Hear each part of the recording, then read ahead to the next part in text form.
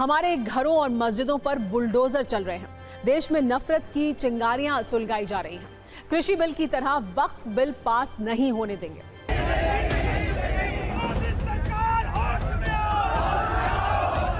सफेद अंग्रेज चले गए मगर काली औलादे पैदा करके गए। हमारे घरों पे बुलडोजर चल रहे हैं, मस्जिदों और मदरसों पे बुलडोजर चल रहे हैं। कल कोई भी जाकर कह देगा कि मस्जिद नहीं है और कलेक्टर बोल देगा कि इंक्वायरी, और जब इंक्वायरी कलेक्टर ऑर्डर करेगा इस बिल के कानून के तहत, इस बिल के तहत, तो जब तक कलेक्टर की इंक्वायरी नहीं होती वक्त की प्रॉपर्टी नहीं रहेगी। ये सरकार को समझने की जरूरत है। बहुत विरोध है, आप खुद कह रहे हैं, मीडिया के साथ ही कह रहे हैं कि बहुत विरोध है। ऐसे में सरकार जो तानाशाही थोपने की कोशिश कर रही है उसके खिलाफ लोकतांत्रिक तरीके से अगर संस्थाएं विरोध कर रही हैं तो अच्छी बात है, विरोध करना चाहिए। देखिए, सरकार का जो हमने बार बार कहा है कि 1995 का कानून अपने आप में पूरा था, उसमें कोई कमी होती तो आप करते। आपने तो सारा का सारा ही बदल दिया, पूरा छोड़ दिया आपने सब।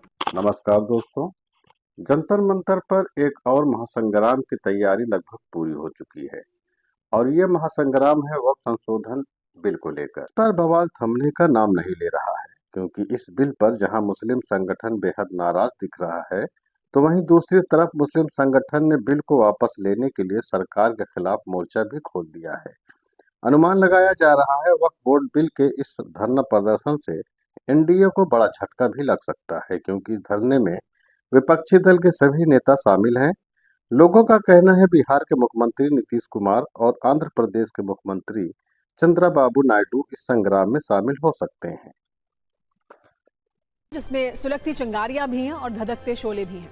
ये मामला वक्फ संशोधन बिल देश की हुकूमत, संसद और all India Muslim personal law board से जुड़ा है, जिस पर आज राजधानी दिल्ली में जंतर मंतर पर अंगड़ाई और आगे लड़ाई की चेतावनी दी गई है। दरअसल वक्फ संशोधन विधेयक पर जेपीसी की रिपोर्ट संसद में पेश होने के बाद ये माना जा रहा है कि मौजूदा सत्र में यह कानून का रूप ले सकता है। लेकिन इससे पहले ही आज दिल्ली में जंतर मंतर पर all India Muslim personal law board की अगुवाई में एक बहुत बड़ा प्रदर्शन हुआ। इसमें बड़े बड़े मौलाना, कई राजनीतिक दलों के नेता और मुस्लिम संगठनों के प्रमुख शामिल हुए। कहने के लिए तो ये एक प्रदर्शन मात्र था, लेकिन वहां से निकले बयान काफी तीखे थे, जिसका तापमान बहुत ज्यादा था। यहां मौजूद लोगों ने सरकार को भारी भरकम चेतावनी दी। खुले मंच से कहा गया कि हिंदुस्तान किसी के बाप की जागीर नहीं है। अभी तो ये अंगड़ाई है, आगे और लड़ाई है। हमारे घरों और मस्जिदों पर बुलडोजर चल रहे हैं। देश में नफरत की चिंगारियां सुलगाई जा रही हैं। कृषि बिल की तरह वक्फ बिल पास नहीं होने देंगे।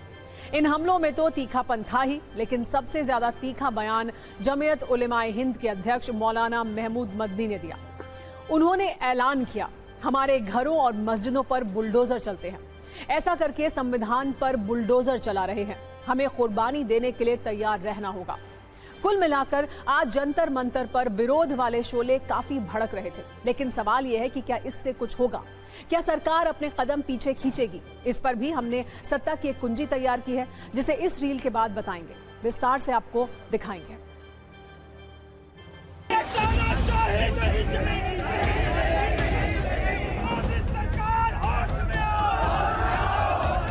सफेद अंग्रेज चले गए मगर काली औलादे पैदा करके गए।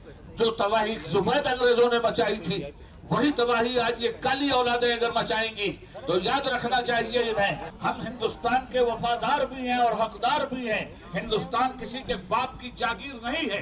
ताबेदारी के तौर पर हमने हिंदुस्तान को कबूल नहीं किया है, वफादारी की बुनियाद पर हमने हिंदुस्तान को कबूल किया। अभी तक तो ये बिल पास नहीं हुआ है। खुदा करे ये बिल इनकी पॉलिटिकल बिल में हमेशा के लिए घुस जाए। हवाई जहाज हड़प कर गए, एयरपोर्ट हड़प कर गए। साहब इतने बड़े हड़पू हो तुम कि सब कुछ हड़प करके चले जाओगे और मिल्लत खामोश बैठी रहेगी? ऐसा कभी नहीं हो सकता। कहीं दूर जाने की जरूरत नहीं है। इसी दिल्ली में इंडिया गेट है। इंडिया गेट पे अगर किसी बेईमान को बेईमानी से अलग हटकर ईमानदारी का 40वां हिस्सा बतौर खैरात और ज़कात मिला हो तो जाकर के वो देख ले कि इंडिया गेट पर सबसे ज्यादा मुसलमानों की कुर्बानी का लहू चमक रहा है, जिसे दुनिया का कोई नफरती चिंटू मिटा नहीं सकता। अभी तो ये अंगड़ाई है, आगे और लड़ाई है। अगर गवर्नमेंट अपनी तानाशाही से बाज नहीं आई तो पूरे मुल्क में औकाफ की इमलाक के तहफ़्फ़ुज़ के लिए All India Muslim personal law board कमर कस के उतरेगा। आप हुकूमत कर रहे हो और नफरत की चिंगारियां सुलगा रहे हो, तो याद रखना कि ये नफरत के शोले बहुत ज्यादा दिनों तक हिंदुस्तानी अवाम को गुमराह नहीं कर सकते।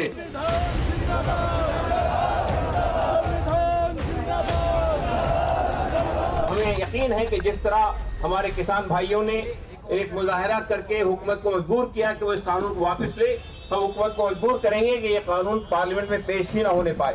तो हम समझते हैं कि प्रशासन को हमारे साथ कोऑपरेट करना चाहिए और हम ये समझते हैं कि हुकूमत को भी इतना घबराने की, डरने की जरूरत नहीं है। आवाम की आवाज़ को उन्हें सुनना चाहिए। अगर ऐसी हुकूमत हो जितनी बुज़दिल हो कि वो मुखालिफिन की आवाज़ ना सुन सके, तो उसे हुकूमत करने का हक ही नहीं है।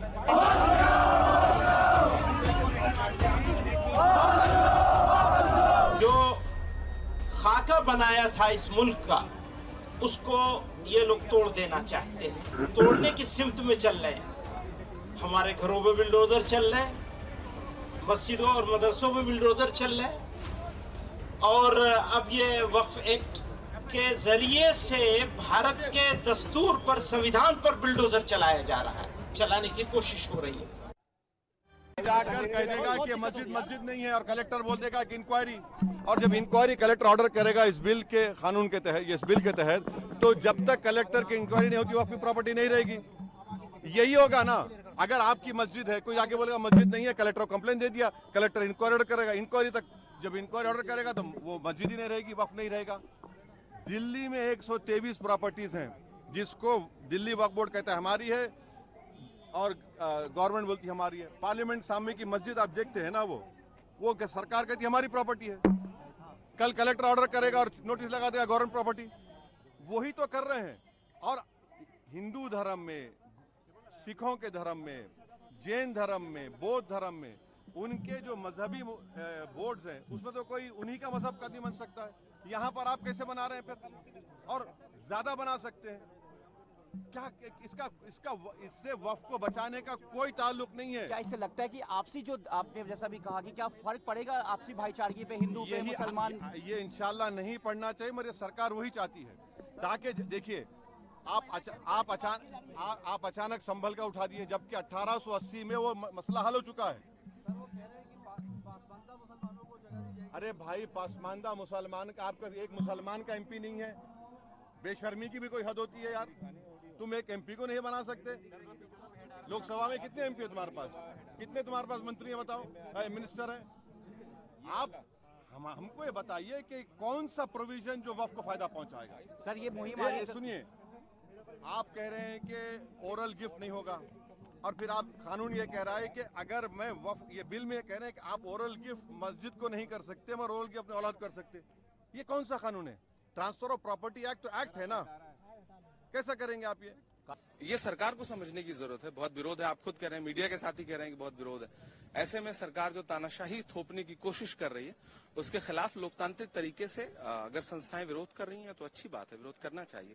क्योंकि सरकार क्यों तानाशाही थोपना चाहती है? वक्फ की जमीनें लूट करके अपने उद्योगपति दोस्तों को देना चाहते हैं क्या? ये सरकार असहमति की कौन सी आवाज को सुनती है? किस बिल पर इसने असहमति की आवाज को सुना है? इसी देश की पार्लियामेंट में 146 सांसदों को सस्पेंड करा करके 10वीं बिल पास कराए गए थे। ये असहमति की आवाज सुनने वाली बात हुई। जेपीसी का गठन क्यों किया आपने, जब जेपीसी के सदस्यों की राय को सुनना ही नहीं था? ये सरकार पूरी तरह से झूठ बोल रही है।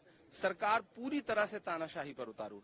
प्रधानमंत्री जी ने क्या कहा है कि हमने जिन हालात में सत्ता संभाली थी, महत्वपूर्ण यह है कि सत्ता संभालने के बाद जो हालात उन्होंने पैदा किए उसको पूरा देश जानता है। देखिए, सरकार का जो हमने बार बार कहा है कि 1995 का कानून अपने आप में पूरा था, उसमें कोई कमी होती तो आप करते। आपने तो सारा का सारा ही बदल दिया, पूरा छोड़ दिया आपने। सब बर्बाद करने की तैयारी है, पूरा बर्बाद कर देंगे, कुछ छोड़ेंगे नहीं है।